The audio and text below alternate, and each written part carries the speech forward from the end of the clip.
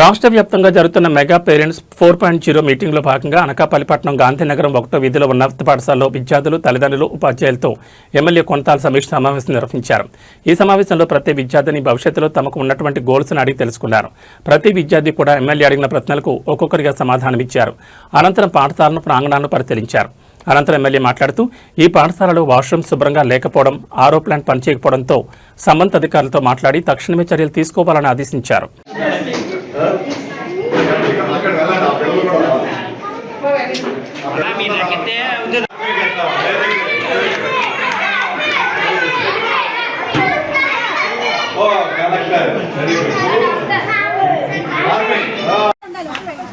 పట్టణ సిఐ గారు కూడా ఇక్కడ విచ్చేసి ఉన్నారు. ఈ కార్యక్రమం తరపున పాఠశాల తరపున ఆయనను కూడా వేదికను అలంకరించాల్సిందిగా కోరుతున్నాం.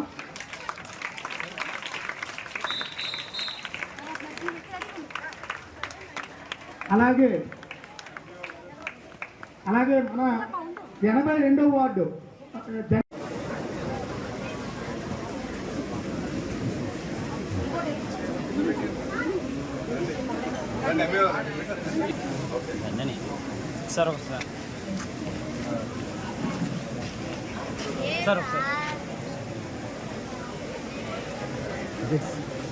ఈనాటి కార్యక్రమానికి మెగా పేరెంట్స్ 4.0 కార్యక్రమానికి ఇచ్చేసినటువంటి తల్లిదండ్రులందరికీ కూడా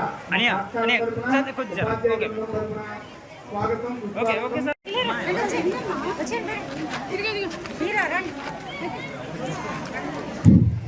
అదేవిధంగా జీవీఎంసీ జోనల్ కమిషనర్ గారు, డైనమిక్ మన జోనల్ కమిషనర్ సార్ చక్రవర్తి గారిని కూడా వేదిక.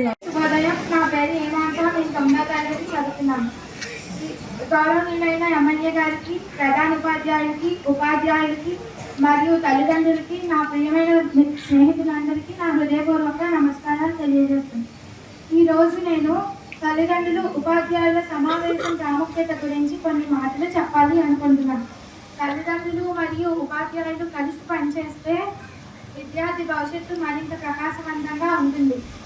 ఈ సమావేశం ద్వారా విద్యార్థి చదువు, ప్రవర్తన, ప్రతిభ, బలం మెరుగుపరచాల్సిన అంశాల గురించి చర్చిస్తారు. ఈ సమావేశంలో తల్లిదండ్రులు తమ పిల్లల చదువు, క్రమశిక్షణ, హాజరు మరియు పాఠశాల కార్యక్రమాల గురించి తెలుసుకుంటారు. విద్యార్థి విజయంలో తల్లిదండ్రులు మరియు ఉపాధ్యాయులు మరియు ముగ్గురు విద్యార్థుల సహకారం ఎంతో ముఖ్యమైనది. అందరూ కలిసి పనిచేస్తే వాళ్ళకి కొన్ని తప్పనిసరి పరిస్థితులు ఉండొచ్చేమో, కానీ పూర్వం అయితే నాయనమ్మ, అమ్మమ్మ, తాతగారు వీళ్ళంతా ఉండేవారు ఇంట్లో. ఇప్పుడు అలా లేదు. పెళ్ళైనంటే పైకి వచ్చేస్తున్నారు మనం వాళ్ళు వదిలిపెట్టేసి. దాంతో ఏంటంటే వాళ్ళు చూసి ఆ తాతమ్మ కబుర్లు, నాయనమ్మ కబుర్లు, తాతగారు చెప్పే మాటలు ఇవన్నీ మిస్ అయిపోతున్నారు పిల్లలు. అవన్నీ కూడా మనం చెప్పాలి. అంటే గతంలో ఎలా ఉండేది, మన పురాణాలు ఎలా ఉన్నాయి, మన దేవుళ్ళ పరిస్థితి కానీ, అదేవిధంగా సమాజాల గురించి అన్నీ చెప్తూ ఉంటారు పిల్లల్ని మనల్ని పక్కన కూర్చోబెట్టి. ఇప్పుడు అది లేదు. తల్లిదండ్రులు కూర్చోబెట్టే అవకాశం లేదు. చాలామంది తల్లిదండ్రులు అయితే సరే వంట పనిలో బిజీ ఉండి, ఇంటి పనులు బిజీ ఉండొచ్చు, కానీ ఉద్యోగం చేయనటువంటి మట్టి తల్లిదండ్రులు ఎవరైనా, అందులో ఎవరైనా సరే, ఎవరో ఒకరు తల్లి అయినా తండ్రి అయినా పిల్లలతో తప్పనిసరిగా మీకు 2-3 గంటలు వాళ్ళతో మీరు కాలం గడపాలి. స్కూల్ నుంచి వచ్చాక వెంటనే వాళ్ళతో కూర్చొని వాళ్ళతో మాట్లాడి ఈరోజు స్కూల్లో ఏం జరిగింది, మీరు ఏం తిన్నారు, ఏం చదువుకున్నారు అని అడుగుతూ, వాళ్ళ ఫ్రెండ్స్ గురించి మాట్లాడుతూ వాళ్ళతో మమేకమై వాళ్ళ దృష్టి మరల్చకుండా ఉండే. రాష్ట్ర వ్యాప్తంగా విద్యార్థుల తల్లిదండ్రులు, ఉపాధ్యాయులు, విద్యార్థులతో మెగా పేరెంట్ టీచర్ మీటు కార్యక్రమం రాష్ట్ర వ్యాప్తంగా అన్ని స్కూల్లో కూడా జరుగుతూ ఉంది.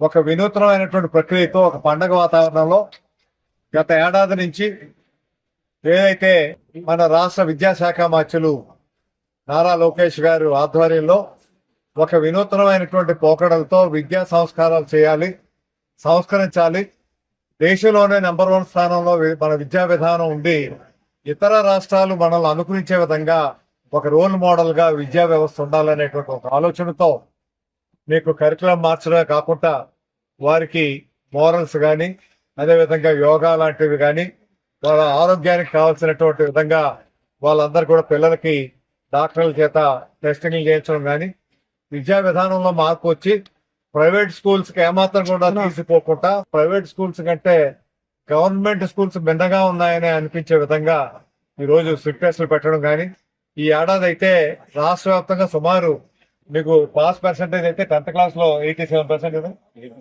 89% వచ్చింది. మన అనకాపల్లి జిల్లా అయితే మన రాష్ట్ర యావరేజ్ కంటే మనది ఎక్కువ కూడా వచ్చింది. 92% రావటం జరిగింది. ఇంకా భవిష్యత్తులో ఇంకా ఎక్కువ రావడానికి కావాల్సినటువంటి అవకాశం ఉంది. ఎందుకంటే స్కూల్ పరిధిలో రాష్ట్ర వ్యాప్తంగా ఇంత పర్సెంటేజ్ రిజల్ట్ రావడం అన్నది బహుశా గత ఏడాదిలో ఇప్పుడు కూడా జరగలేదు. స్కూల్ అడ్మిషన్స్ కూడా బాగా పెరిగాయి. ఏదైతే గతంలో ఒక పేరెంట్ కి ఒకే విద్యార్థికి స్కాలర్షిప్ ఇచ్చేవారు, తల్లికి వందనం అన్నది ఒక విద్యార్థికి వచ్చేది. ఇప్పుడు ఎంతమంది పిల్లలు ఉన్నా వారికి 3 ఉన్నా 4 ఉన్నా 5 ఉన్నా, నిన్న పేపర్లో చూశారు ఒక తల్లిదండ్రులకి 7 పిల్లలు ఉన్నారు. 5 పిల్లలకి పడ్డది నిన్న డబ్బు. మిగతా 2 పిల్లలకి రేపు ఆగస్టులో వస్తుంది. ఈ సంవత్సరం అడ్మిషన్ చేస్తున్నారట వాళ్ళు. అందువల్ల మీకు రాష్ట్ర వ్యాప్తంగా 67,47,000